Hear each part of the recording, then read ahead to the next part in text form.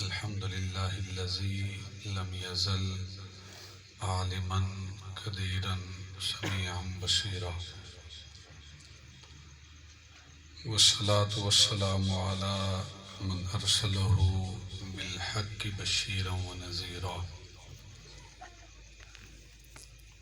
وداعيا إلى الله بإذنه وسراجا منيرا، صلى الله عليه وسلم وعلى آله وأصحابه أجمعين.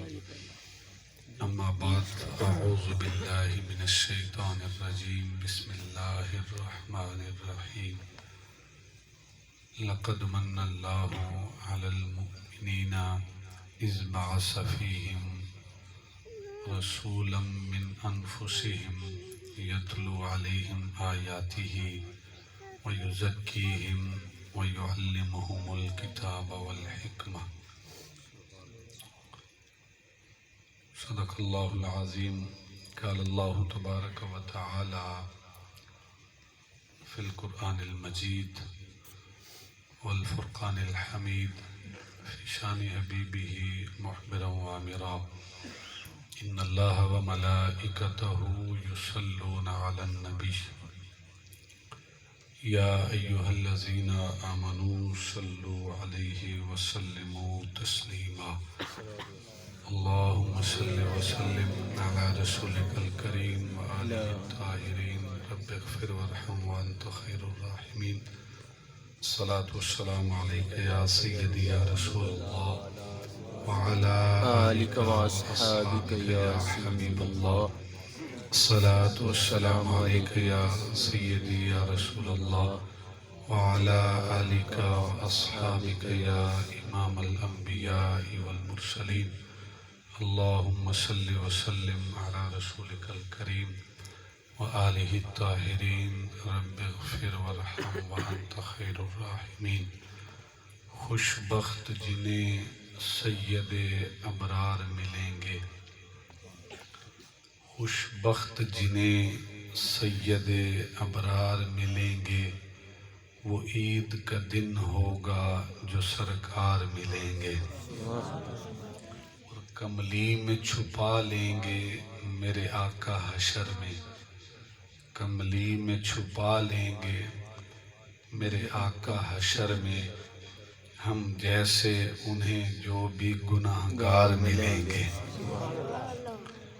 اور عقیدے کی بات کہ اصحاب سے الفت تو ذرا آپ کی دیکھو، اصحاب سے الفت تو ذرا آپ کی دیکھو، ابو بکر و عمر پہلو میں دو یار ملیں گے، اور یہ سوچ کے سوتا ہوں تصور میں نبی کے، یہ سوچ کے سوتا ہوں تصور میں نبی کے، یہ سوچ کے سوتا ہوں تصور میں نبی کے، کہ اس رات مجھے خواب میں سرکار ملیں گے۔ خوش بخت جنہیں سید ابرار ملیں گے، وہ عید کا دن ہوگا جو سرکار ملیں گے۔ زینت محفل، رونق محفل، برادر مکرم، فاضل نوجوان حضرت علامہ مولانا محمد فاروق قادری صاحب دامت برکاتہم العالیہ والقدسیہ، رونق محفل، زینت محفل، صدر محفل، پیر طریقت، رہبر شریعت، پیر سائیں شمس الدہا قادری صاحب دامت برکاتہم العالیہ والقدسیہ، اور سٹیج پہ تشریف فرما قبلہ قاری سمر عباس قادری صاحب، جن کی مرہون منت یہ طلباء اس قابل ہوئے کہ انہوں نے الحمد سے لے کر والناس تک قرآن کو اپنے سینوں میں سمیٹا۔ خالق کائنات قبلہ قاری صاحب کے علم و عمل میں مزید برکتیں عطا فرمائے، آمین۔ ماشاءاللہ مجھ سے تقریباً 4-5 ماہ جو ہیں مسلسل رابطے میں تھے۔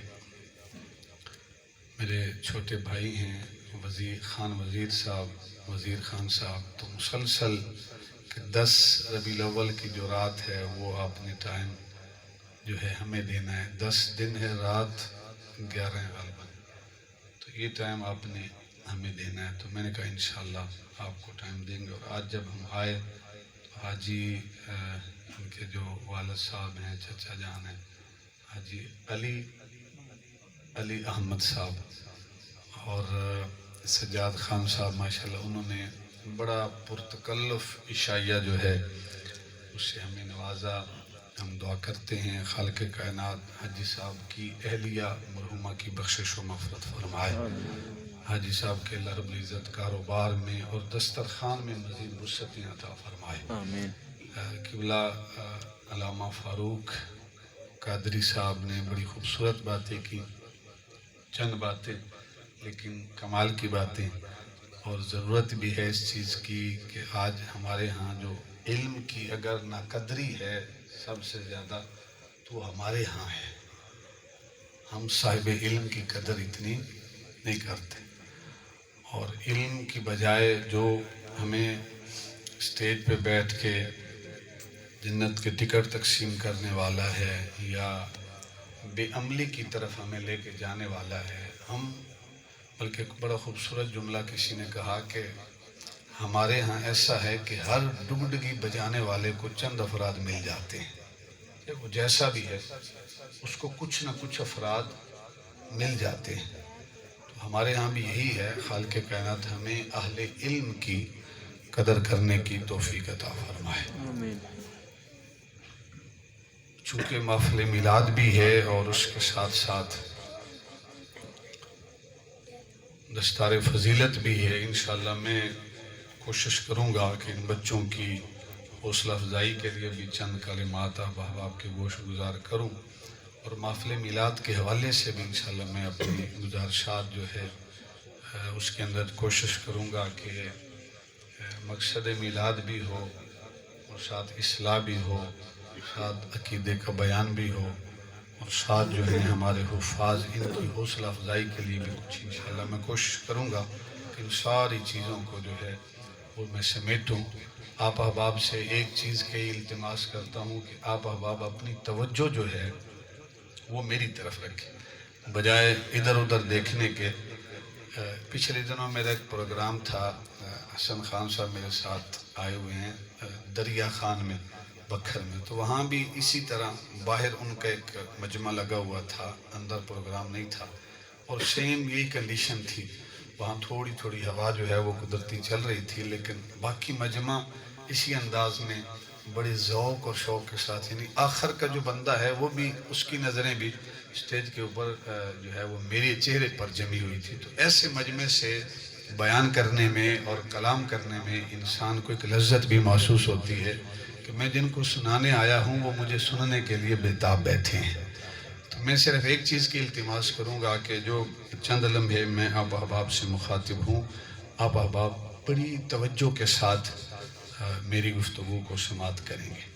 احباب جی وقار، جب ہمارا میلاد آتا ہے تو اکثر جو آیت کریمہ میں نے تلاوت کی اس کو تلاوت کیا جاتا ہے، لیکن لقد من اللہ علی المؤمنین اذ بعث فیہم رسولا من انفسہم، کہ اللہ رب العزت نے ایمان والوں پر بڑا احسان کیا کہ ان میں عظمتوں والا اور شانوں والا رسول مبعوث کیا. یہاں تک تو ہم پڑھتے ہیں، لیکن اس سے اگلا آیت کا جو حصہ ہے اس کو ہمارے خطیب حضرات جو ہے وہ نظر انداز کرتے ہیں. اللہ نے تو احسان کیا ہے ایمان والوں پر کہ ان میں شان والا اور عظمتوں والا رسول مبعوث کیا ہے، لیکن اس رسول کی بعثت کا مقصد کیا ہے وہ اس آیت سے اگلے جو آیت ہے اس حصے کے اندر اس کو بیان کیا گیا ہے. وہ کیا ہے؟ یتلو علیہم آیاتہ.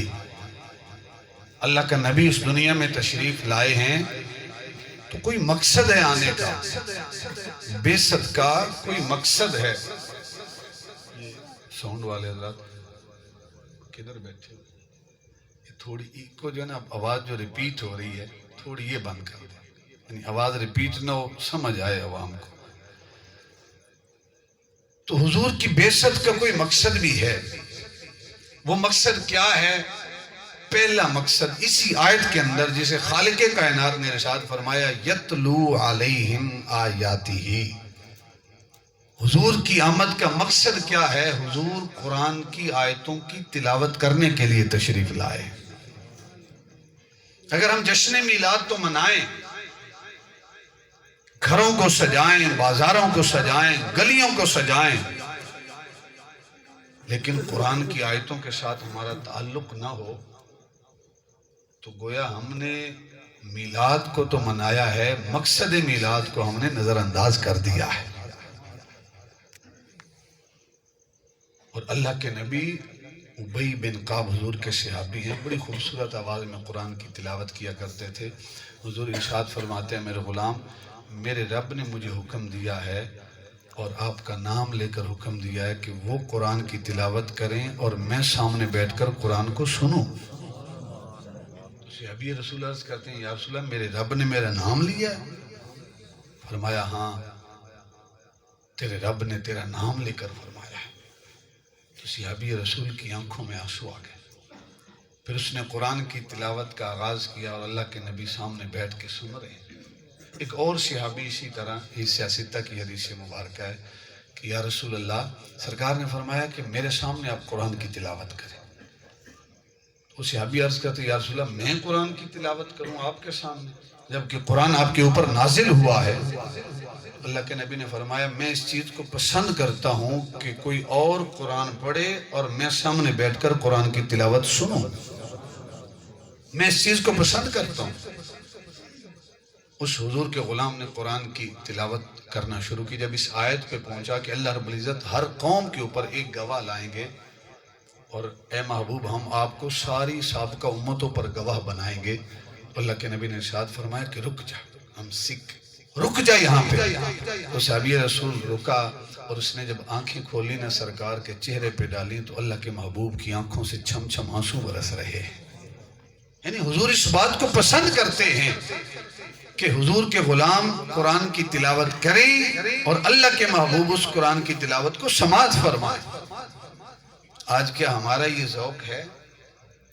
حضور ضیاء الامت پیر محمد کرم شاہ الازہری رحمۃ اللہ تعالی علیہ آپ نے تفسیر ضیاء القرآن کی سورہ الحاقہ کے تعارف کے اندر غالباً تفسیر مزری کے حوالے سے، تفسیر مزری کے ریفرنس سے یہ بات کوٹ کی کہ جناب عمر فاروق رضی اللہ تعالیٰ عنہ جب ابھی تک ایمان قبول نہیں کیا تھا، عمر تھے، فاروق نہیں تھے، صرف عمر تھے، تو ایک دن خیال آیا کہ آج تو انشاءاللہ کہتے ہیں کہ آج تو میں یہ مسلمانوں کے نبی کا کام تمام کر کے چھوڑوں گا۔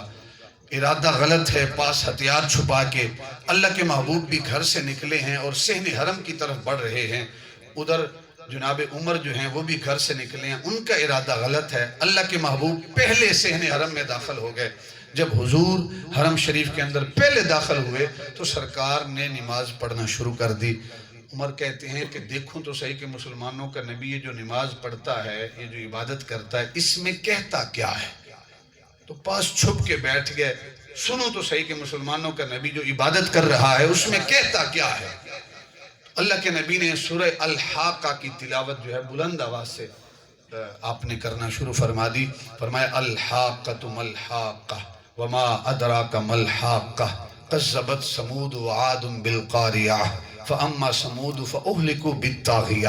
یہ جو سورت ہے اس کے آخری لفظ کے اوپر گول تا ہے اور اگر اس پر وقف کریں تو یہ گول تا ہا کے اندر بدل جاتی ہے۔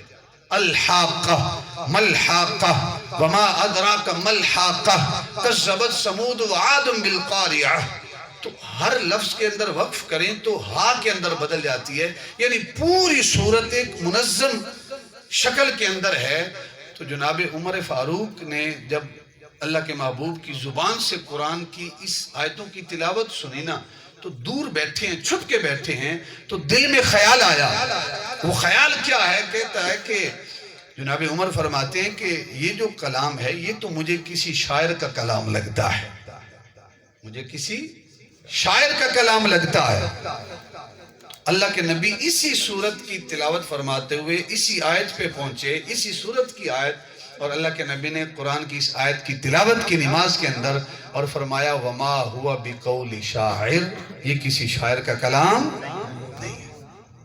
یہ ساتھی جو ہے وہ یہ دیکھ رہے ہیں کہ لگا رہے ہیں، کیا اس کو کہتے ہیں، موبائل، اس سے زیادہ کچھ نہیں کریں گے۔ آپ احباب توجہ میری طرف رکھیں، میں آپ لوگوں سے کلام کر رہا ہوں، وہ ساتھی جو ہیں وہ اپنا کام کر رہے ہیں۔ معراج خان صاحب آپ اپنا کام کریں، ان کو اپنا کام کرنے دیں۔ تو دل میں خیال آیا کہ یہ تو کسی شاعر کا کلام ہے۔ اللہ کے نبی نے قرآن کی آیت تلاوت کی وما ہوا بقول شاعر، یہ کسی شاعر کا کلام نہیں ہے۔ جناب عمر فرماتے ہیں کہ میرے دل میں خیال آیا کہ یہ شاعر کا کلام ہے، اور مسلمانوں کے نبی نے اس کا جواب مجھے دے دیا، حالانکہ وہ خیال دل میں تھا، اس خیال کو الفاظ کا روپ بھی میں نے نہیں دیا، الفاظ کا روپ دھار کے وہ خیال میرے زبان پر بھی نہیں آیا، تو فوراً دوسرا خیال آیا، اور وہ خیال کیا تھا؟ وہ یہ تھا کہ یہ تو نعوذ باللہ جادوگر بھی ہیں۔ یعنی میرے دل میں خیال آیا، انہوں نے اس کا جواب دے دیا، یہ تو دلوں کے راز بھی جانتے ہیں، یہ تو جادوگر بھی ہیں۔ تو اللہ کے نبی نے فوراً قرآن کی اسی آیت کے ساتھ متصل جو دوسری آیت ہے وہ تلاوت فرمائی اور فرمایا وَمَا هُوَ بِقَوْلِ كَاهِنٍ، نہ یہ کسی شاعر کا کلام ہے اور نہ کسی جادوگر کا کلام ہے۔ یعنی دوسرا خیال بھی دل میں آیا تھا کہ یہ تو جادوگر کا کلام ہے۔ اللہ کے نبی نے فوراً دوسری آیت تلاوت کی کہ نہ یہ کسی شاعر کا کلام ہے اور نہ جادوگر کا کلام ہے۔ جناب عمر فاروق کے یہاں پہلی چوٹ یہاں پہ پڑی، اور پھر دوسری چوٹ تب پڑی تھی جب بہن نے سورہ طٰہٰ کی جو ہے وہ تلاوت شروع کی، طٰہٰ ما انزلنا علیک القرآن لتشقیٰ الا تذکرۃ لمن یخشیٰ۔ کیسی بہنیں تھی، کیسا دور تھا کہ بہنیں خدا کے قرآن کی تلاوت کرتی تھیں، بھائی بیٹھ کے سنتے تھے اور دل کی دنیا بدل رہی ہوتی تھی۔ تو پہلی جو چوٹ پڑی تھی جناب عمر فاروق رضی اللہ تعالیٰ عنہ، میں ایک مرتبہ سیال شریف حاضر ہوا تو وہاں پہ شاہ صاحب ہیں، سید امیر شاہ صاحب، تو ان کے پاس بیٹھے تھے، ایک شخص آیا فیصل آباد سے، تو انہوں نے نام پوچھا، شاہ صاحب نے آپ کا کیا نام ہے؟ تو وہ ساتھی کہتے ہیں کہ میرا نام عمر حیات ہے۔ تو شاہ صاحب نے ایک جملہ جو ہے وہ فی البدی جملہ کہا کہ جیں عمر چ عمر نہیں منیا اس ایویں عمر گزاری۔ تو ہم نے وہ جملہ سنا، ہم دہراتے رہے، تقریباً 1 گھنٹے 1.5 گھنٹے کے بعد ہمیں جملے کی سمجھ آئی کہ شاہ صاحب نے کہا کیا ہے، جیں عمر چ عمر نہیں منیا اس ایویں عمر گزاری۔ جس نے اپنی زندگی میں، اپنی عمر میں اللہ کے محبوب کے خلیفہ دوم، خلیفہ ثانی حضور کے جو سسر ہیں ان کو نہیں نہ تسلیم کیا، اس نے عمر ایویں گزار دی ہے، اس نے زندگی ایویں گزار دی ہے۔ جیں عمر چ عمر نہیں منیا اس ایویں عمر گزاری۔ جس نے اپنی زندگی میں عمر کو نہ مانا اس نے ویسے ہی زندگی گزار دی ہے۔ تو احباب جی وقار، اللہ کے محبوب کی آمد کا جو مقصد ہے اس میں ایک کیا ہے، یتلو علیہم آیاتہ۔ حضور کی آمد کا مقصد کیا ہے؟ حضور قرآن کی آیتوں کی تلاوت کرنے کے لیے تشریف لائے۔ تو یہ جو ہے بچے جو آپ کے سامنے بیٹھے ہیں، یہ حضور کے مقصد میلاد کو پورا کرنے کے لیے بیٹھے ہیں۔ یہ جو مدرسہ ہے یہ مقصد میلاد کو پورا کرنے کے لیے۔ ہم نعرے لگاتے ہیں غلام یہ رسول میں موت بھی قبول ہے، لیکن میں کہتا ہوں کہ اس نعرے سے پہلے ہمیں ایک اور نعرہ لگانا چاہیے، وہ کیا ہے کہ غلام یہ رسول میں زندگی قبول ہے۔ ہمیں زندگی بھی قبول ہونی چاہیے غلام یہ رسول میں، موت تو دور کی بات ہے نا، پہلے زندگی تو غلام یہ رسول میں بسر کرے نا، اپنی اولاد دین کی خاطر قربان تو کریں۔ تو پہلا مقصد ہے یتلو علیہم آیاتہ، دوسرا مقصد ویزکیہم، حضور تزکیہ کرنے کے لیے تشریف لائے۔ جب جناب ابراہیم خلیل اللہ نے کعبہ کی تعمیر فرمائی نا، تو اس کے بعد دعا کی، باری تعالیٰ اب تیرا گھر تو تعمیر ہو گیا ہے، اب اس میں اس اپنے آخری محبوب کو بھیج دے جس کے لیے تو نے اس کائنات کو تخلیق کیا ہے۔ اور وہاں ترتیب یہ ہے کہ وہ تیرا محبوب آئے اور قرآن کی تلاوت کرے، وَيُعَلِّمُهُمُ الْكِتَابَ وَالْحِكْمَةَ، یہاں یہ لفظ ابراہیم دعا ابراہیمی میں پہلے، اور کتاب اور حکمت سکھائے، وَيُزَكِّيهِمْ، وہاں تیسرے مقام پہ وَيُزَكِّيهِمْ، کہ پھر ان کا تزکیہ کرے۔ اس آیت کے اندر خالق کائنات نے وہ یزکیہم کو پہلے ذکر کیا ہے، وہاں یعلمہم الکتاب والحکمہ پہلے ہے، یزکی بعد میں ہے کہ وہ کتاب و حکمت سکھائے، اور بعد میں ہے کہ وہ یزکیہم ان کا تزکیہ کرے۔ اللہ رب العزت نے پہلے تزکیہ کا ذکر کیا، بعد میں وہ یعلمہم الکتاب والحکمہ، کتاب و حکمت بعد میں سکھائے۔ اشارہ یہ ہے کہ جب محبوب دل کو پاک کرے گا تو پھر علم و حکمت کی تعلیم دل کے اندر آئے گی۔ وَيُزَكِّيهِمْ، اللہ کے محبوب کی آمد کا دوسرا مقصد حضور تزکیہ کرنے کے لیے تشریف لائے، دل کی دنیا کو پاک کرنے کے لیے تشریف لائے ہیں۔ اس دل کی دنیا کے اندر اگر حسد ہے، بغض ہے، کینہ ہے، عداوتیں ہیں۔ مسلم شریف کی روایت ہے، حضرت انس رضی اللہ تعالیٰ عنہ حضور کے خادم ہیں، غلام ہیں، نوکر ہیں۔ اللہ کے محبوب ارشاد فرماتے ہیں یا بنیا، حضرت انس ہی راوی ہیں، یا بنیا۔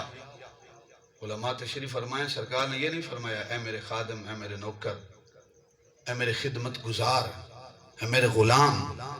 حالانکہ اس دور کا جو غلام تھا وہ آقا کی اجازت کے بغیر آقا کے جوتوں تک کو بھی ہاتھ نہیں لگا سکتا تھا۔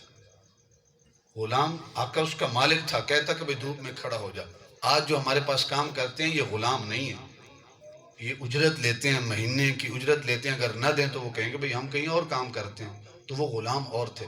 اللہ کے نبی یہ نہیں کہتے، انداز دیکھیے کہ حضور کا غلاموں کے ساتھ رویہ کیا ہے۔ یہ نہیں فرمایا کہ اے میرے غلام، اے میرے نوکر، اے میرے خدمت گزار، فرمائے یا بنیا، اے میرے پیارے بیٹے، یا بنیا ان قدرت ان تصبح وتمسی ولیس فی قلبک غش لاحد فافعل، اے میرے بیٹے اگر تجھ سے ہو سکے نا کہ تو صبح و شام اس انداز میں کرے کہ تیرے دل میں کسی کے بارے میں غش نہ ہو، کھوٹ نہ ہو، عداوت نہ ہو، کینہ نہ ہو، دشمنی نہ ہو تیرے دل میں، فافعل، تو ایسا کیا کر، اپنے دل کو اپنے مسلمان بھائیوں کے حوالے سے صاف رکھا کر۔ ثم قال یا بنی ذالک من سنتی، پھر فرمایا اے میرے بیٹے اس دل کو پاک اور صاف رکھنا نا یہ میں آمنہ کے لال کی سنت ہے۔ سبحان اللہ۔ ہم نے میلاد تو منایا لیکن اگر دلوں کو صاف نہ کیا تو گویا ہم نے مقصد میلاد کو نہیں سمجھا۔ ہم نے جشن تو منایا لیکن دلوں کو پاک نہیں کیا، دلوں میں وہی قدورتیں ہیں۔ میں اکثر جملہ بولتا ہوں کہ اس سال ربیع الاول کو رسم کے طور پہ نہیں ایک مشن کے طور پہ منائیں۔ وہ مشن کیا ہے؟ حضور کی آمد کا مقصد کیا ہے؟ وَيُزَكِّيهِمْ، اور یہ بھی یاد رکھیں کہ تزکیہ سے مراد یہ نہیں کہ اس دل میں ہر کسی کی محبت بس جائے، نہیں۔ اللہ کے محبوب کا فرمان ہے کہ من احب للہ وابغض للہ وآتا للہ ومنع للہ فقد استکمل الایمان، جس کی محبت اللہ کے لیے، جس کا بغض اللہ کے لیے، جس کا عطا کرنا اللہ کے لیے اور جس کا منع کرنا اللہ کے لیے ہے، اس نے اپنے ایمان کو مکمل کر لیا ہے۔ اگر بغض ہے تو وہ بھی اللہ کی خاطر، اللہ کے محبوب کی خاطر، اگر محبت ہے تو اللہ کے محبوب کی ذات کی خاطر۔ فرمایا ذالک من سنتی، اس دل کو صاف رکھنا اپنے مسلمان بھائیوں کے حوالے سے، ذالک من سنتی، اے میرے غلام، اے میرے بیٹے یہ میری سنت ہے۔ اور اگلے حدیث کے الفاظ قابل غور ہیں، فرمایا ومن احب سنتی فقد احبنی، اور اے میرے بیٹے جس نے میری سنت سے محبت کی نا فقد احبنی، اس نے میں آمنہ کے لال سے محبت کی ہے۔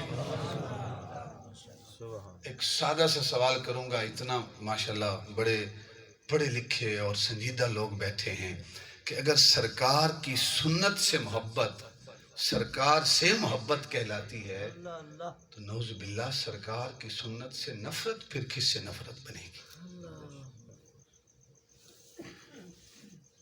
یہ نہ کہیں کہ ہم تو یہاں کام کرتے ہیں، یہ ہمارا فعل ہے، ہمارے فعل کا کسی کو کیا نہیں، تمہارے اعمال ہر روز سرکار کی بارگاہ میں پیش کیے جاتے ہیں۔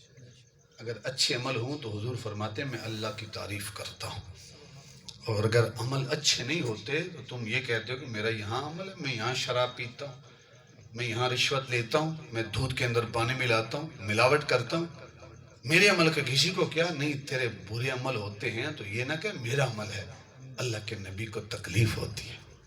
کوئی عاشق یہ چاہتا ہے کہ میری عمل کی وجہ سے سرکار کو تکلیف ہو؟ تو فرمایا وَمَنْ أَحَبَّ سُنَّتِي فَقَدْ أَحَبَّنِي۔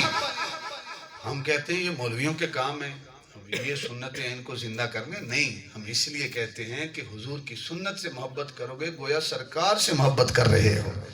اور نعوذ باللہ اگر حضور کی سنت سے نفرت ہے، میں فیصل آباد گیا کہ میں نے توبہ ٹیک سنگھ پروگرام میں جانا تھا، تو میں نے کہا وہ جو ٹکٹیں دینے والا تھا، میں نے کہا بھئی میں نے پروگرام پہ جانا ہے، گاڑی ٹائم پہ پہنچ جائے گی۔ اس نے داڑھی نہیں رکھی تو وہ کہتا ہے کہ دیکھ لے میرے چہرے پہ داڑھی نہیں ہے۔ اشارہ یہ تھا کہ جنہوں نے داڑھی رکھی ہوتی ہے وہ بات پکی نہیں کرتے، میری داڑھی نہیں ہے لہٰذا میں بات سچی کر رہا ہوں۔ یعنی ہم نے کتنا جو ہے اکثر کوئی داڑھی والا برا کام کرے ہم سارے شروع ہو جاتے ہیں، یہ مولوی ایسے، یہ مولوی ایسے۔ اگر کسی چور نے داڑھی رکھ لیا تو وہ مولوی اور علامہ اور مولانا نہیں ہے، وہ چور ہے چاہے داڑھی میں ہے۔ تو حباب جوکار فرمایا من احب سنتی فقد احبنی، جس نے میری سنت سے محبت کی فقد احبنی، گویا اس نے میں آمنہ کے لال سے محبت کی۔ اور پھر ارشاد فرمایا اگلی حدیث کے الفاظ وَمَنْ أَحَبَّنِي كَانَ مَعِيَ فِي الْجَنَّةِ، اے انس جو مجھ سے محبت کرے گا، میری سنت سے محبت کرے گا، وہ مجھ سے محبت کر رہا ہے۔ میں شروع سے کروں گا کہ اس دل کو صاف رکھو صبح و شام، یہ میری سنت ہے، اور جو میری سنت سے محبت کرتا ہے گویا وہ مجھ سے محبت کر رہا ہے۔ وَمَنْ أَحَبَّنِي كَانَ مَعِيَ فِي الْجَنَّةِ، اور اے انس جو مجھ سے محبت کرتا ہے قیامت کے دن جنت میں میرے ساتھ ہوگا۔ تو حضور کی سنت سے محبت حضور سے محبت کہلاتی ہے، اور حضور سے محبت قیامت کے دن آپ کو جنت میں لے کے جانے والی ہے۔ کتنا آسان سا طریقہ۔ تو حضور تشریف لائے ہیں تزکیہ کرنے کے لیے، دوسرا مقصد ہے حضور کی آمد کا۔ بے شمار مقاصد ہے، میں اپنی ترتیب کے ساتھ بیان کر رہا ہوں اس آیت کی روح سے۔ وَيُزَكِّيهِمْ، حضور تزکیہ کرنے کے لیے تشریف لائے، اور حضور تزکیہ کس انداز میں فرماتے ہیں؟ فضالہ ہے، جس طرح جناب سیدنا عمر فاروق رضی اللہ تعالیٰ عنہ انہوں نے کلمہ پڑھا، اسی طرح فضالہ جو ہیں ان کا بھی ارادہ غلط ہے، اور وہ گھر سے نکلے انہوں نے بھی ہتھیار چھپا کے رکھا ہے، نعوذ باللہ وہ بھی سرکار کو قتل کرنے کا ارادہ لے کے آئے۔ اللہ کے محبوب بھی صحن حرم کے اندر خانہ کعبہ کے گرد طواف کر رہے ہیں، فضالہ پیچھے پیچھے ہیں۔ طواف اس انداز میں کیا جاتا ہے کہ گول چکر کاٹا جاتا ہے، فضالہ پیچھے ہیں، اللہ کے محبوب آگے آگے۔ میری باتوں کی سمجھ آ رہی ہے؟ اگر نہیں آ رہی تو پشتو میں کلام کر لیتے ہیں، پھر جو ہمارے برادری کے بیٹھے ہیں ان کو تو سمجھ آئے گی، باقیوں کو نہیں آئے گی۔ چھے محبت دا آقا نبی پکے، پس ایمان بے خامخا نبی پکے۔ اب باقیوں کو سمجھ آئی؟ اس پر سبحان اللہ کہیے ساتھیوں، اس کی سمجھ نہیں آئی۔ قائد اعظم تقریر کر رہے تھے تو ایک پٹھان نعرے لگا رہا تھا، تو نے کہا بھئی بابا آپ کو سمجھ آتی ہے؟ اس نے کہا سمجھ تو نہیں آتی لیکن جو کہہ رہا ہے ٹھیک کہہ رہا ہے۔ تو حضور تزکیہ کے لیے تشریف لائے ہیں، آگے آگے اللہ کے محبوب ہیں، پیچھے پیچھے فضالہ ہیں، اور آہستہ آہستہ نہ قریب ہوتے گئے، رفتار تیز کرتے گئے۔ اللہ کے نبی اللہ کے ذکر میں مشغول ہیں، اپنے انداز میں مگن ہیں، طواف کعبہ فرما رہے ہیں۔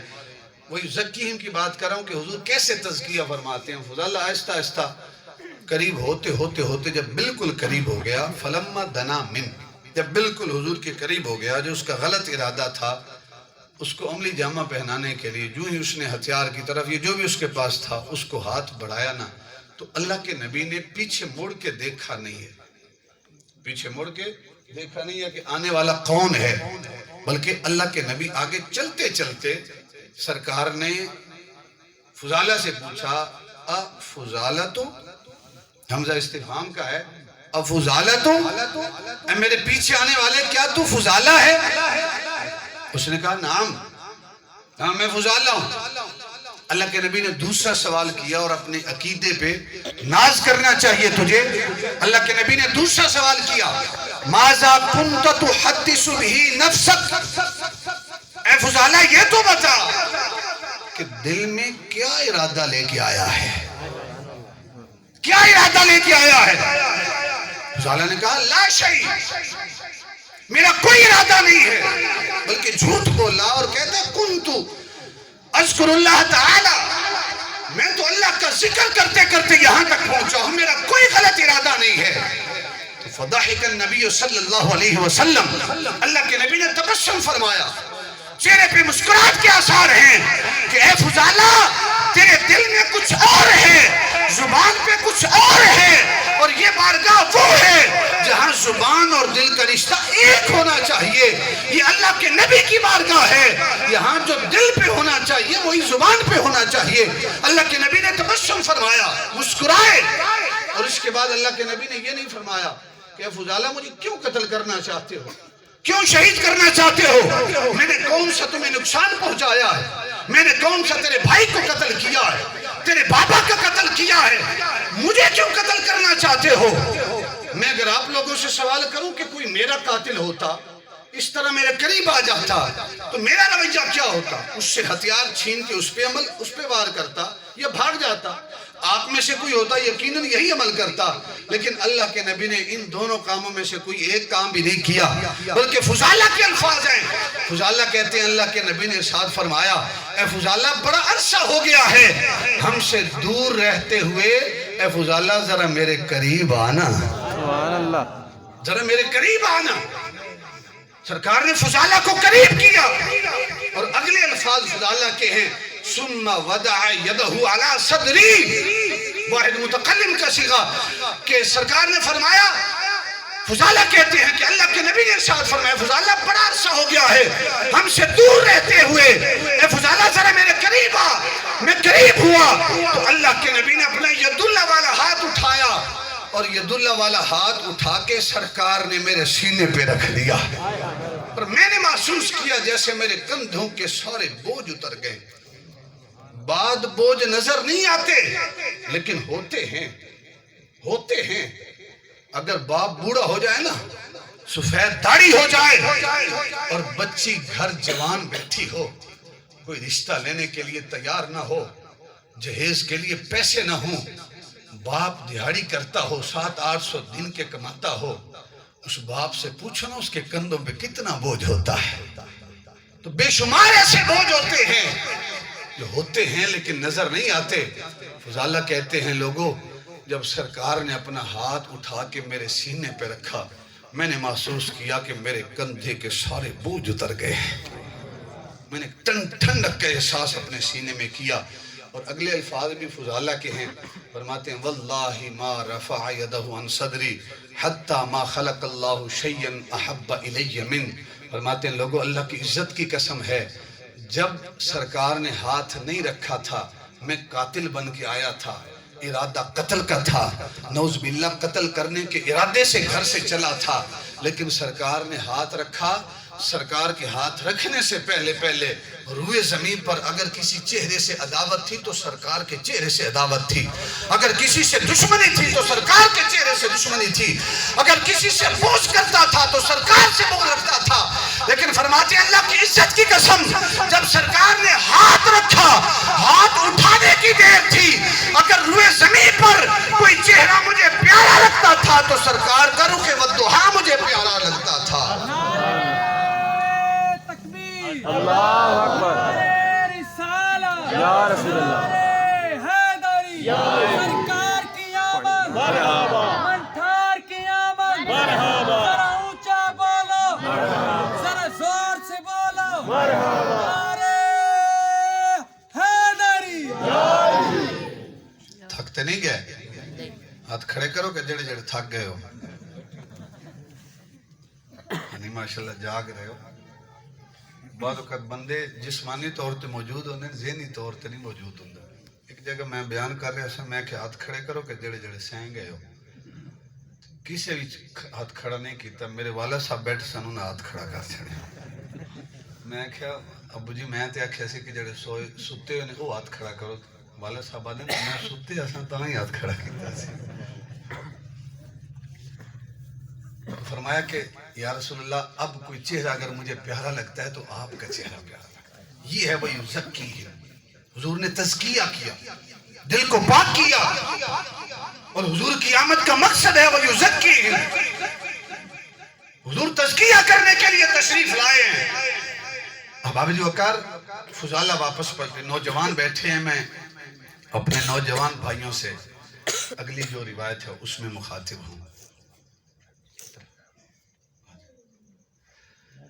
فضالہ جو ہیں وہ واپس پلٹے اور رستے میں ایک عورت ہے جس عورت کے ساتھ فضالہ کے ناجائز تعلقات ہیں. فضالہ ساری ساری رات بیٹھ کے اس عورت کے حسن کے تذکرے کرتے ہیں. وہ عورت فضالہ کے حسن کے تذکرے کرتی ہے. نہ فضالہ کی باتیں ختم نہ اس عورت کی باتیں ختم. رات گزر جاتی ہے, باتیں ختم نہیں ہوتی. اب دل کے کانوں سے سنیے گا کہ جب اندر تبدیلی آ جائے, ایمان کا نور آ جائے, حضور کی محبت آ جائے, پھر تبدیلی کیسے آتی ہے. ایک تبدیلی تو موجودہ حکومت لے کے آ رہی ہے نا, جنہوں نے کہا تھا کہ ہم غربت کا خاتمہ کریں گے. یہ تو غریبوں کا خاتمہ کر رہے ہیں. تو ایک تبدیلی ہے اللہ کے محبوب کی. وہ کیا ہے کہ پہلے فضالہ آتا تھا نا تو ایسے نظریں آسمان کی طرف اٹھی ہوتی تھی, کب مجھے میری معشوقہ اور محبوبہ نظر آ جائے. پہلے نظریں ایسے آسمان کی طرف ہوتی تھی. آج فضالہ آ رہا ہے تو نظریں جھکی ہوئی ہے. سبحان اللہ. یہ ہے تبدیلی. تو نظریں جھکی ہوئی ہے. اس عورت کے قریب پہنچے نا, فمررت بامرأۃ, اس کی طرف دیکھا نہیں, نظریں جھکی ہوئی نظروں کے ساتھ جا رہے ہیں. چلتے گئے چلتے گئے چلتے گئے. عورت نے کہا عجیب بات ہے, آج فضالہ میری طرف دیکھتا بھی نہیں ہے, میری طرف دیکھنا گوارا بھی نہیں. ہمارے درمیان کوئی ناچاکی بھی نہیں ہوئی, ہمارے درمیان کوئی جو ہے نفرت بھی نہیں ہوئی. میں بھی وہی, میرا حسن بھی وہی, قد و قامت بھی وہی, لب و رخسار بھی وہی. فضالہ جن پہ مرتا تھا آج دیکھتا بھی نہیں. کہا کہ ہو سکتا ہے مذاق کر رہا ہو, آگے جائے گا تو واپس پلٹے گا, کدھر جانا ہے اس نے. لیکن احباب وقار فضالہ نے پیچھے مڑ کے دیکھا نہیں. جب کافی دیر آگے گزر گئے نا تو اس عورت نے پیچھے سے خود آواز دی, فمررت بامرأۃ كنت اتحدث الیہا. اس نے کہا کہ فضالہ میں بھی وہی ہوں, میرا حسن بھی وہی ہے, میرا قد و قامت بھی وہی ہے, لب و رخسار بھی وہی ہے, جوانی بھی وہی ہے, زلفیں بھی وہی ہیں جس پہ آج تک مرتا تھا. اے فضالہ آج میری طرف دیکھنا بھی گوارا نہیں ہے. میرے نوجوان بھائی دل کے کانوں سے سنیے گا, اے فضالہ کیا بات ہے, آج میری طرف تکنا بھی گوارا نہیں, دیکھنا بھی گوارا نہیں. تو فضالہ نے زبان حال سے کیا جواب دیا, کہا کہ اب میری نگاہوں میں جچتا نہیں کوئی, جیسی ہے میری سرکار ویسا نہیں کوئی. کہا آج تک میں نے تیرا حسن دیکھا تھا, آج تک میں تیرے مکھڑے پہ مرتا تھا, آج میں وہ دہا کا مکھڑا دیکھ کے آ رہا ہوں. آج تک میں تیری زلفوں کا اسیر تھا, آج میں واللیل کی زلفوں کا قیدی بن کے آ رہا ہوں. آج تک میں نے صرف تیرا حسن دیکھا تھا, وہ ایسا حسن ہے کہ اگر تو 2 دن تک نہ نہائے تجھے پسینہ آئے, پسینے سے بدبو آتی ہے. جس سونے کا غلام بن کے آ رہا ہوں وہ ایسا سونا ہے کہ اسے پسینہ بھی آئے تو پسینے سے خوشبوؤں کے ہلے آتے ہیں. آج تک میں نے تجھے ہی دیکھا تھا, آج میں واللیل کی زلفوں والے کو دیکھ کے آ رہا ہوں. کہا کیسے تیری طرف دیکھوں, میرا خدا اور میرا مصطفیٰ تیری طرف دیکھنے سے مجھے منع کرتا ہے, میرا اسلام تجھے دیکھنے سے مجھے منع کرتا ہے. آج کے نوجوان 12 ربیع الاول کا جلوس تو منائے گا, میں اس کا انکار نہیں کرتا کہ بعض اوقات لوگ منفی باتیں بھی سوچتے ہیں, مثبت جو اس کے اندر پیغام ہوتے ہیں اس کو نہیں لیتے. میں اس کا قائل ہوں, لیکن خدا را مقصد میلاد کو بھی سمجھیں. ہمارا جلوس گلی میں سے گزرتا ہے, مسجد میں آواز آتی ہے حی علی الصلاۃ حی علی الفلاح, آؤ نماز کی طرف, آؤ فلاح کی طرف, کامیابی کی طرف. کتنے لوگ ہیں جو جلوس میں سے مسجد میں آتے ہیں, جب دوسرے لوگ اعتراض کرتے ہیں تو ہماری شرم سے آنکھیں جھک جاتی ہیں. ہم کیا جواب دیں؟ وہ کہتے ہیں مستحب پہ تو اتنا زور ہے, جو فرض ہے اس کے لیے کتنا آپ لوگوں نے قربانی دی, اس کو کتنا زندہ رکھا ہے. اللہ کے محبوب کا دوسرا مقصد وَيُزَكِّيهِمْ, حضور تزکیہ کرنے کے لیے تشریف لائے. حضور کی آمد کا تیسرا مقصد وَيُعَلِّمُهُمُ الْكِتَابَ وَالْحِكْمَةَ خَيْرُكُمْ مَنْ تَعَلَّمَ الْقُرْآنَ وَعَلَّمَهُ كَمَا قَالَ النَّبِيُّ صلی اللہ علیہ وسلم. حضور علم و حکمت کی تعلیم دینے کے لیے آئے, علم و حکمت سکھانے کے لیے آئے. یہ تیسرا مقصد. آج اس مقصد کو ہم نے کتنا سمجھا؟ اگر ان تین مقاصد کو ایک سائیڈ پہ رکھیں, ان تین مقاصد سے پہلے بھی تین مقاصد ہیں. وہ کیا؟ پہلا مقصد, جب اللہ کے محبوب تشریف لائے, کوئی بتوں کو پوجا کرتا تھا, کوئی چاند کی پرستش کرتا ہے, کوئی سورج کی, کسی نے آگ جلائی اس کے سامنے پوجا کرنی شروع کر دی, کسی نے گنگا جمنا دریاؤں کی پوجا کرنی شروع کر دی, کسی نے درختوں بندروں, آج بھی ہمارے ہمسائے میں ایسے ہی معاملات ہیں, جانوروں کو سجدہ کرتے ہیں. تو اللہ کے نبی تشریف لائے ہیں, حضور رب کو منوانے کے لیے تشریف لائے ہیں. موسیٰ کلیم اللہ رب کی بارگاہ میں عرض کرتے ہیں. جناب جناب جاری رکھیں, میں ذرا آپ جاری رکھیں, توجہ آپ کی طرف. موسیٰ کلیم اللہ قوم سے کہا بھائی اللہ کی توحید کا اقرار کر لو. تو قوم نے کہا بھائی کس خدا کی توحید کا اقرار کریں جس خدا کو ہم نے دیکھا بھی نہیں. نہیں جاری رکھو. کس خدا کی توحید کا اقرار کریں؟ لن نؤمن لک حتی نری اللہ جہرۃ, جب تک خدا کو دیکھے نہیں گے نہیں ہم اس کو نہیں مانیں گے. کہا دیکھنا چاہتے ہو چلو پھر میرے ساتھ. سارے سردار ساتھ چل پڑے. تو وہاں جا کے چونکہ نبی کو چھوڑ کے ڈائریکٹ دیدار کرنا چاہتے تھے نا, اللہ رب العزت نے جب غضب کی تجلی ڈالی نا, سارے کے سارے مر گئے. کلیم اللہ نے کہا باری تعالیٰ چاہے جیسے بھی تھے آئے ہوئے تو میرے ساتھ تھے نا, کیا چاہتے ہو؟ باری تعالیٰ ان کو زندہ کرو دوبارہ. میں قوم کو جا کر کیا جواب دوں گا؟ میں دعا کرو, آپ کی دعا پہ ان کو زندہ کر دیتے. اللہ کے محبوب کی ساری زندگی صحابہ کو دیکھ لیں, کسی ایک صحابی نے یہ نہیں فرمایا یا رسول اللہ کس خدا کی توحید کا ہم اقرار کریں.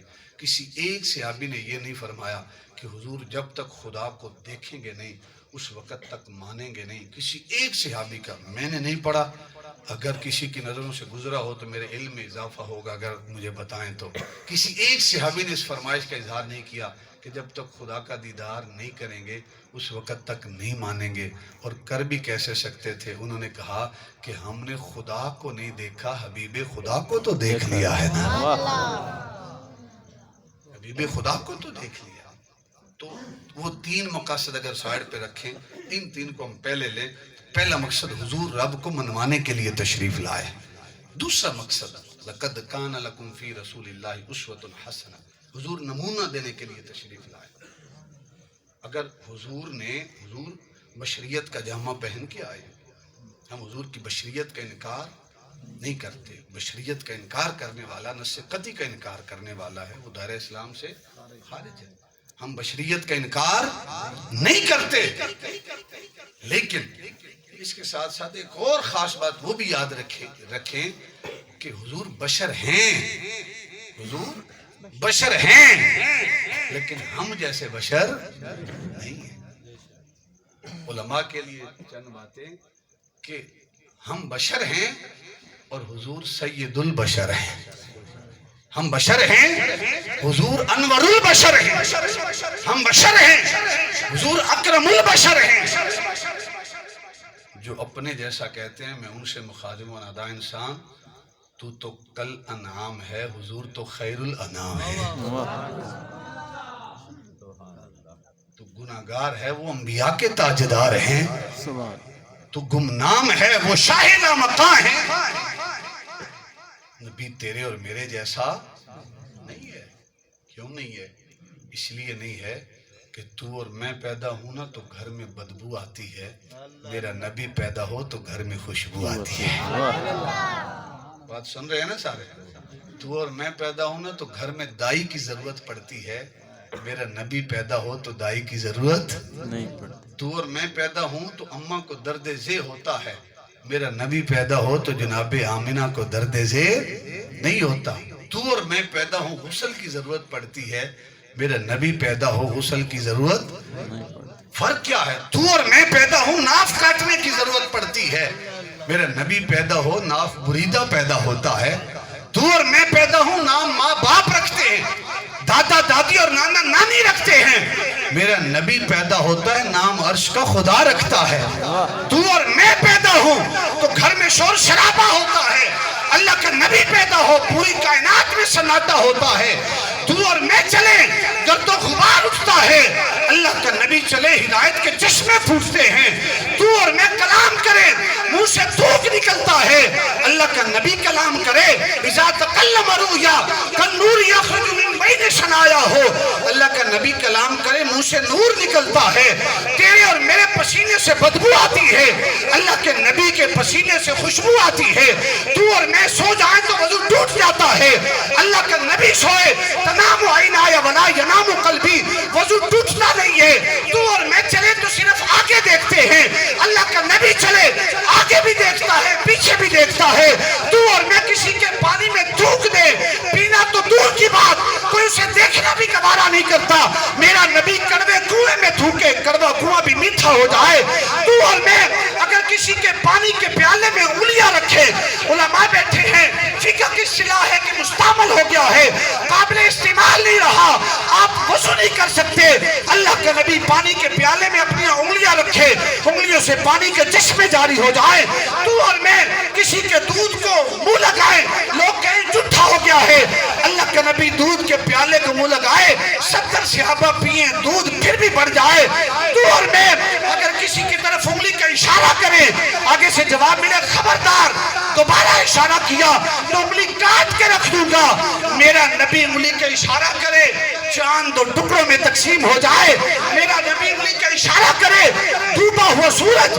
وقت عصر پہ کھڑا ہو جائے، میرا نبی انگلی کا اشارہ کرے درخت زمین کو چیرتا ہوا قدموں میں حاضر ہو جائے، میرا نبی انگلی کا اشارہ کرے ابو جہل کی مٹھی میں کنکریاں سرکار کا کلمہ پڑھنا شروع کر دے، پتہ چلا وہ نبی تیرے اور میرے جیسا نہیں، جب تیرے اور میرے جیسا نہیں پھر اپنا عقیدہ بدل، آپ تجھے دعوت فکر دے رہا ہوں، پھر عقیدہ بنا صحابی رسول سیدنا حسان بن ثابت والا کہ وہ احسن من کلم ترى قط عینی واجمل من کلم تلد النساء خلقت مبرعا من كل عیب کأنک قد خلقت کما تشاء، پھر عقیدہ بنا شیخ سعدی شیرازی والا کہ بلغ العلا بکمالہ کشف الدجا بجمالہ حسنت جمیع خصالہ صلو علیہ وآلہ، پھر عقیدہ بنا شاہ عبد الحق محدث دہلوی والا کہ یا صاحب الجمال و یا سید البشر من وجهک المنیر لقد نفر القمر لا يمکن الثناء کما کان حقہ، بعد از خدا بزرگ دوئی قصہ مختصر، پھر عقیدہ بنا کندھاری پٹھان والا مجدد دین و ملت و شاہ امام احمد رضا خان فاضل بریلوی والا کہ سب سے اولا و اعلیٰ ہمارا نبی، سب سے بالا و اعلیٰ ہمارا نبی، ارے کون دیتا ہے دینے کو منہ چاہیے، دینے والا ہے سچا، اللہ اکبر یا رسول اللہ حیدری یا علی سرکار کی آمد، مرحبا منٹھار کی آمد، مرحبا ذرا اونچا بولو ذرا زور سے بولو نعرے حیدری، حضور بشر ہیں لیکن سید البشر ہیں، حضور بشر ہیں، ہمارا ہاتھ کہاں تک پہنچتا ہے، زیادہ سے زیادہ یہاں تک، اللہ کے نبی مسلح پہ سوار ہوتے ہیں ہاتھ بڑھاتے ہیں پھر پیچھے کر لیتے ہیں، یا رسول اللہ صحابہ نے پوچھا فرمایا مجھے جنت کے میوے نظر آئے، تیرا ہاتھ یہاں تک جائے اللہ کے نبی کا ہاتھ جنت میں پہنچتا ہے، پھر مجھے حیا آئی کہ جنت کا پھل ہے جنت میں جا کے کھائیں، رب سے حیا آئی۔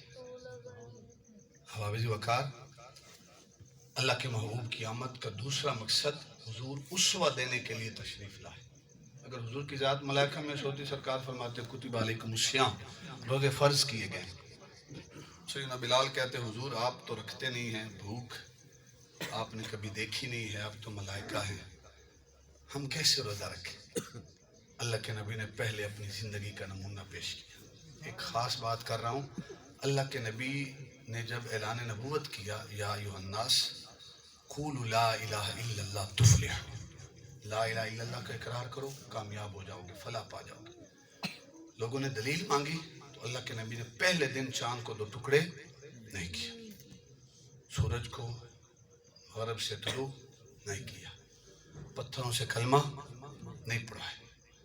پہلے دن جو سرکار نے جواب دیا، فرمایا فقد لبثت فیکم عمرا من قبل، اے میرے غلاموں، میں نے اے شہر مکہ کے باسیوں، میں نے 40 سال تمہارے اندر گزارے، میرا بچپنا تمہارے اندر گزرا ہے، میری جوانی تمہارے اندر گزری ہے، میرے کردار کے اندر کہیں تمہیں لچک نظر آئی ہے؟ کبھی جھوٹ بولتے ہوئے مجھے سنا ہے؟ کبھی چوری کرتے ہوئے مجھے دیکھا ہے؟ کہ 40 سالہ جو میری زندگی ہے وہی میرے نبوت کے اوپر دلیل ہے۔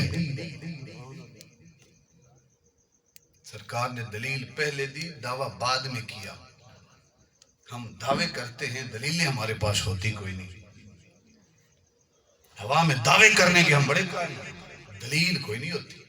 اللہ کے نبی 40 سال، آپ قرآن اٹھا لیں، ایک طرف قرآن رکھیں، ایک طرف اللہ کے محبوب کی 40 سالہ زندگی رکھیں، قرآن کی کوئی آیت حضور کے عمل کے مخالف آپ کو نہیں ملے گی۔ قرآن بعد میں نازل ہوا، سرکار نے 40 سال پہلے عمل کر کے دکھا دیا ہے۔ تو آج یہ ہمارے اندر بھی یہ ہونی چاہیے کہ ہمارا کردار بھی اس نبی جیسا ہونا چاہیے۔ اللہ کے محبوب کو جس زاویے جس اینگل سے آپ دیکھیں آپ کو نمونہ نظر آئے گا۔ آپ جو ہے دروازہ بند کرتے ہیں، بیڈ روم میں جاتے ہیں، اسلام وہاں بھی تمہاری رہنمائی کرتا ہے۔ جب کسی کو اندر جانے کی اجازت نہیں، اسلام وہاں بھی تمہاری رہنمائی کرتا ہے۔ آپ استاد ہیں، اسلام وہاں بھی تمہاری رہنمائی کرتا ہے۔ حضور ایز اے معلم جو ہے وہ حضور کیسے اپنے شاگردوں کو پڑھاتے ہیں، حضور کیسے استاد ہیں، حضور کی زندگی میں رہنمائی ہے، ایک اسوہ ہے۔ اگر کوئی باپ ہے تو حضور کی زندگی اسوہ ہے، نمونہ ہے۔ اگر کوئی لیڈر ہے، سپہ سالار ہے، راہبر ہے، سالار لشکر ہے، حضور کی زندگی اس کے لیے جو ہے وہ نمونہ ہے۔ اگر کوئی شوہر ہے، یہ پورا جو مضمون ہے ساری رات ایک پہلو پہ بیان کرتے ہیں، ختم ہونے والا نہیں ہے۔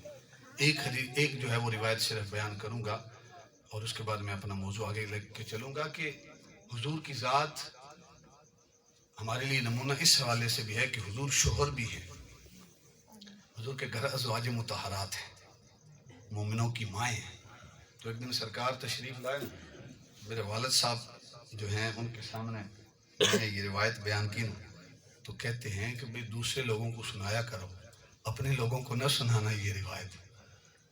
ہم جو ہیں الحمدللہ بہت حیا والے جو ہیں نا وہ اب بھی موجود ہے ہماری اس خاندان کے اندر، یعنی ہماری برادری کے اندر بڑوں کا ادب و احترام کیا جاتا ہے۔ اگر کوئی بڑا دیہڑی دار ہے لیکن وہ جب ہمارے جرگے میں آئے گا تو نیچے نہیں بیٹھے گا، سب سے جو ہے وہ آگے وہ بیٹھے گا، جو سفید داڑھی والا بزرگ ہے، اس سے پھر نیچے جو ہے وہ دوسرے بیٹھتے چلے جائیں گے۔ ہاتھ دھوئیں گے تو پہلے ادھر ہی مجلس کے اندر بیٹھ کے، الحمدللہ وہ روایات ہیں۔ تو والد صاحب کہتے ہیں کہ یہ روایت اپنوں کو نہ سنانا، بزرگ ہیں، اللہ تعالیٰ ہمارے والد کی عمر دراز کرے، انہیں شفاء کاملہ عاجلہ عطا فرمائے۔ تو احباب وقار وہ روایت کیا ہے؟ اللہ کے محبوب تشریف لائے نا تو سرکار جو ہے سید عائشہ صدیقہ رضی اللہ تعالیٰ عنہ، آپ پانی نوش فرما رہی، پانی پی رہی ہیں، تو اللہ کے محبوب کی نظر پڑی نا تو سرکار نے فرمایا یا حمیرہ، اے سرخ رنگ والی۔ حضور محبت سے اپنی ازواج کو ایک نام دیتے تھے، تو سید عائشہ صدیقہ کے لیے سرکار کا نام تھا یا حمیرہ، اے سرخ رنگ والی۔ اس سے پتہ چلا کہ اب اپنی بیوی کو محبت سے کوئی نام دینا چاہیں تو دے سکتے ہیں۔ مجھے مرگرے آیا سے اخپل کور والا تو میرمن ہی آیا، مرگرے مرتے آیا نا، میرمن ہم دا مرگرے میں دا۔ تو سرکار یا حمیرہ فرماتے ہیں، اے سرخ رنگ والی۔ تو سرکار نے اگلے جملے کیا ارشاد فرمائے، آپ اس پہ فوکس کریں، فرمایا یا حمیرہ، اے سرخ رنگ والی، جو پانی آپ پی رہے ہیں نا اس میں سے تھوڑا سا پانی میرے لیے بھی بچا کے رکھنا ہے۔ ایک پیالے میں آپ پانی پی لیں، کھانا کھا لیں تو رن مرید نہیں بنیں گے، اس سے محبت بڑھے گی۔ سرکار نے فرمایا تھوڑا سا پانی میرے لیے بھی بچا کے رکھنا. سیدہ عائشہ صدیقہ رضی اللہ تعالیٰ عنہ نے آدھا پانی پیا, آدھا حضور کی بارگاہ میں پیش کر دیا. اللہ کے نبی نے اس پیالے کو لیا. اب ان الفاظ پہ غور کیجیے گا کہ سرکار نے اس پیالے کو اپنے ہونٹوں کے قریب کیا اور ہونٹوں کے قریب کرنے کے بعد پھر واپس کر دیا.